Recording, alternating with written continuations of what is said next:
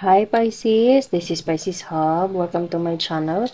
So for today's video, alamin natin kung ano yung magiging possibility na situation from August 14 to August 20. Okay, so ito yung first time natin gagawa ng weekly reading. Okay, aside sa mga daily readings natin, gagawa tayo ng weekly reading for Pisces. Okay, and ngayon alamin natin, as I said kanina, from August 14 to August 20. This is a possibility. Okay, so pwedeng mag-resonate ito sa inyo, pwedeng hindi. Okay, so reminder lang po Pisces na ito ay general reading. So pwedeng mag-resonate ito sa inyo, pwedeng hindi. Okay, and ang reading natin ay pwedeng kahit anong gender. So babae, lalaki, LGBT man ang nanonood ngayon, o yung mga taong dinidil nyo, take nyo lang po.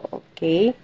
So, shuffle natin ng 3 beses itong cards natin and alamin natin kung ano yung mga possibilities na pwedeng mangyari for Pisces for weekly from August 14 to August 20, 2023. Okay? So, kuha tayo ng mga bali 4 na cards. Ano yung mga possibility for Pisces? Page of Pentacles. Okay, so pwedeng magre-receive, meron kang marireceive na pera, Pisces, pero hindi siya kalakihan. Okay, or pwedeng ikaw yung magbibigay sa medyo nakakabata. Okay, kuha pa tayo ng 3. 10 of Pentacles, pwedeng ito ay family member. Okay, the Lovers, okay, pwedeng Gemini. And 6 of Wands, Fire sign, Aries, Leo, Sagittarius. Okay, and bottom of the deck is the Empress.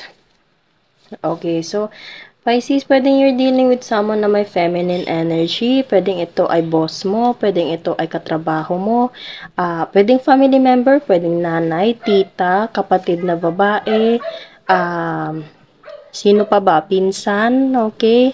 Yung mga malalapit sa buhay mo. Okay? Or pwede ding mga taong pwede din kaibigan na babae, okay? Basta feminine energy. Kahit hindi siya literal na babae or biological, pero yung energy na binibigay niya, like, feminine, take nyo lang kung mag-resonate, okay? So, pwedeng ikaw ay makakatanggap or pwedeng ikaw ang magbibigay, Pisces, ng money, okay? Pwedeng ikaw ang magpapadala or pwedeng itong taong to is magpapadala ng pera sa'yo. Pero as I said kanina, hindi siya ganun kalakihan, pero matatanggap mo siya, pera pa rin yun, okay? And malaki yung tulong nito for you, kasi ang kasunod nito is 10 of Pentacles, and kaya ako nasabing malaking tulong, kasi meron ditong 6 of Wands, okay? So, itong 6 of Wands na to represents as a winning card, okay? So, pwede magagamit mo ito for something.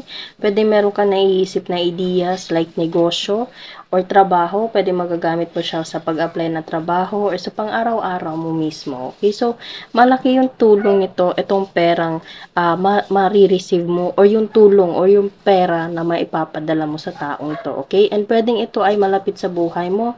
As I said kanina, pwedeng ito ay family member. Okay, kasi this card 10 of Pentacles is all about family. Okay, kahit hindi mo sila literal na pamilya, like kadugo, pwedeng ito ay mga kaibigan mo na sobrang lapit sa'yo, na pwedeng pamilya mo na yung turing sa kanila. Okay, so take nyo lang po kung saan mag-resonate. Okay, and the Lovers, you are guided by God, okay? You are guided by the universe. Lahat ng mga dumadating or yung mga binibigay mo, Pisces, is kumbaga noted yun. Okay? So, the more nagbibigay ka genuinely, genuinely, yung totoong pagbigay, yung walang hinahangad na mga kapalit, okay? Yung totoong pagtulong mo, yung totoong, alam mo yun, yung pagmamahal mo sa isang tao, tinitake down notes yun ng universe, ng angel mo, ng guardian angel mo, ni God mismo na, kumbaga nadadagdagan yung good points mo, Pisces. Okay, so, natatawa ako, pero at the same time, yun yung parang, yun yung magiging basihan for you to be a good person, okay? For you to be a kind person, Pisces, okay? It's either ikaw man yung magbibigyan or ikaw yung magbibigay, okay? So, maganda yung ganong attitude, personality, Pisces, and Huwag magsawang tumulong or wag magsawang magpasalamat sa mga tumutulong sa'yo, okay? So, puwedeng ito ay, as I said kanina, sobrang lapit ng buhay mo, the Lovers. This card represents as you are guided by God, you are guided by the universe, you are guided by your guardian angel mismo, okay? So, kahit ano man yung ginagawa mo, kahit ano man yung natatanggap mo, you deserve it, okay?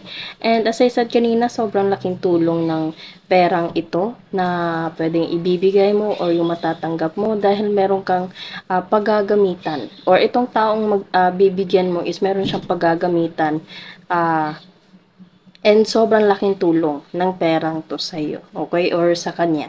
Okay, so sobrang ganda. There's a money involved sa reading natin ngayon, and pwedeng ito ay, as I said kanina, a feminine energy na family member or yung taong sobrang lapit sa buhay mo. Kasi meron tayo ditong the Empress energy. Okay, the Empress card. So, this person is a feminine and pwedeng dito galing yung perang to sa'yo na matatanggap mo or itong taong to is bibigyan mo ng pera. Okay, Pisces? So, take nyo lang po kung saan mag-resonate ang reading natin. Pwedeng sa'yo or pwedeng sa taong dinidil mo. Okay? So, yun lang po ang ating reading. Naway nagustuhan nyo. Huwag nyo po sanang kalimutan na mag-like at mag-subscribe po sa ating channel. And click the bell button para ma-notify po kayo sa next videos natin. Okay? Thank you, Pisces, and God bless!